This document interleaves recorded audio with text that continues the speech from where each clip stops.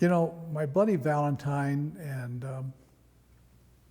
the reason I got these jobs in Canada is because I was one of the only people, at that time I was probably one of the only people who had his own studio. Brick Baker was just starting, and Stan Winston was just starting, and so I was probably, during the 1970s, I pretty much was a singular person that had a studio and a crew of people that could put this work out. You know, it was all experimental back then. This wasn't like we could draw from anything. We invented everything we did. So, yeah, my buddy Valentine was fun to do. You know, I have big reluctance to doing what I call graphic repulsion movies. But, you know, this one had kind of for me, it kind of had a sense of humor to it. Canadians are funny. Canadians, I like Canadians a lot. I like Canada. But there's something about Canadians, there's a national envy for the United States. So what they try to do is they try to make films like they do in the United States. But they have their own deal. And what the problem is, they have meeting after meeting after meeting after meeting, talking in theory, and everybody gets their turn to put in the input. By the time those meetings were over, you had no idea where you were going because everybody had an opinion and everybody's opinion was appreciated, and you didn't know whose opinion is the winner here to put this on film. And it's an interesting thing. Great people. Back then, there weren't very many talented people. Nobody in makeup had any talent. When I first worked in Vancouver, they had a Volvo towing a 27-foot trailer, and that was the makeup trailer. They had no studio. And in Montreal, they had no studio, and really they had very little studio in Toronto. The Americans taught them. And I happened to be one of them. I had oodles of people come down from Canada to work in my studio for months to learn how to do some of the work. So I'm working in Canada on a movie that Bob Saget directed for TV. And I see some of my old friends that I'd worked with in the 70s. And one of the guys starts pontificating, saying, he said, what is Hollywood think of our movie industry? Because now they had a conglomerate studio and they had all the modern equipment, trucks, everything. He said, what does Hollywood think about the movies in Canada, coming to Canada?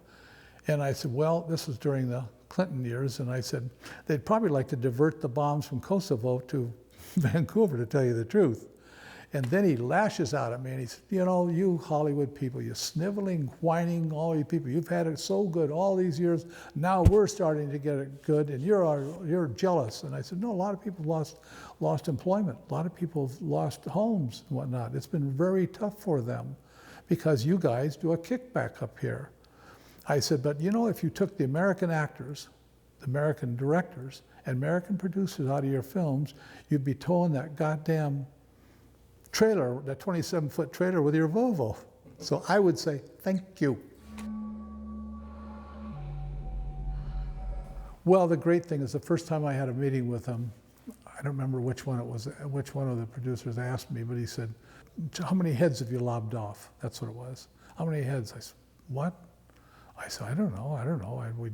We did one in Phantom of the Paradise, and I'm trying to think, well, because we're going to do some decapitations in this film, and we don't know how many you've done. I don't remember. I don't remember how many I'd done, 3 or 4 maybe, and it was just kind of a crazy question to ask me.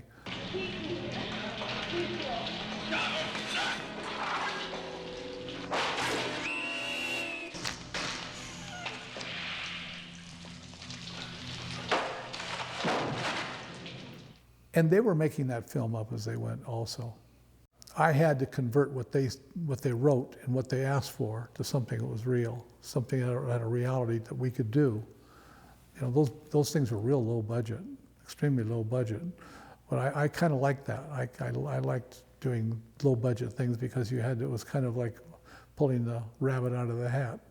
I have a lot of books on, wounds and burns and things like that. But for the most part, for a movie like Happy Birthday to Me or My Bloody Valentine, we just made it up. We just made it up. We thought, well, wouldn't this look cool? A lot of it, we talked him into it, where he has the miner's pick and he sticks the guy right in the eye. And then we did a duplication of him, a whole body, articulated body, that we could actually see in the long shots when they drag him away. Or the girl, he impales on the shower. And yeah, we actually did a body cast of the person and folded him up almost, not necessarily in the fetal position, so we could get it into a dryer. And we made all the skins and burns and whatnot, and we had loose skins on it and burn places, and they could actually put it in the dryer and toss it around. I was happy with all the effects we did, especially, again, for the budget and the time. We cranked that stuff out really, really quickly, and it worked, I think, very well. The other thing, I couldn't go down that, when they were shooting down the mine, I got in the gondola and I said, how far are we going? It's about 1.5 miles, I think, underneath the ocean. I said, stop, this is where I get out. I'm claustrophobic, I can't go down this thing. I sent my crew that people didn't mind it. Yeah, it's so spooky. My biggest disappointment was they didn't show it in the film. The powers that be just wouldn't let you see that kind of, it was too much for them. I knew it was over the top, but I thought they would be able to pull it off, and I didn't realize in Canada it was even worse than the United States in terms of editing out that kind of graphic repulsion. I was disappointed that it made it all go away, because I thought some of these other films are showing very similar things, and they're not cut that way.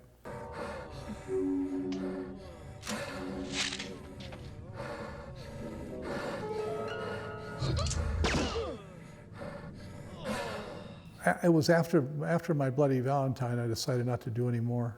I don't appreciate films that are based on that graphic repulsion, body counts. I like something with much more depth to it and story and reason for why things happen, not just one kill after another. I love the old classic horror films, Frankenstein, The Wolfman, and movies like that. I like, The Omen was a kind of a horror film, and I love that movie because it wasn't just about the graphic horror of the movie. It was really about the story, and you were just there to punctuate the story. The original Halloween was brilliant because it didn't have any of that graphic repulsion, and because I was raised during the years of radio, and so you would listen to shows like Inner Sanctum and The Whistler and things like that. I remember listening to Telltale Heart on radio, and it terrified me because in your mind you filled in all the blanks. It was your movie that you played in your head, which is much more terrifying than anything you can see on film. Yeah, no, it was. I don't regret anything I did. I learned so much from everything I've ever done, and I had a lot of fun doing those things. I don't necessarily appreciate those kind of films as much as some people do. Some people love that kind of horror. Some people, they love to look at it like this. And I like story more. I like to get caught up in the people, and those kind of films are not films that are written like that. It's always so strange because I didn't do it for any other reason than I just enjoyed what I was doing. I loved creating. I loved adding to it. I love cooperative work with directors and producers, and it always amazes me when somebody comes up and said, "I have been such a fan of yours for so many years," and you think, "Really?" Remember the morn that the legend was born, all the shock and the horror was there. Or the legend they say on a Valentine's Day is a curse that'll live on and on, and no one will know as the years come and go of the horror from long time ago, and no one will know the years come and go of the horror from long time ago.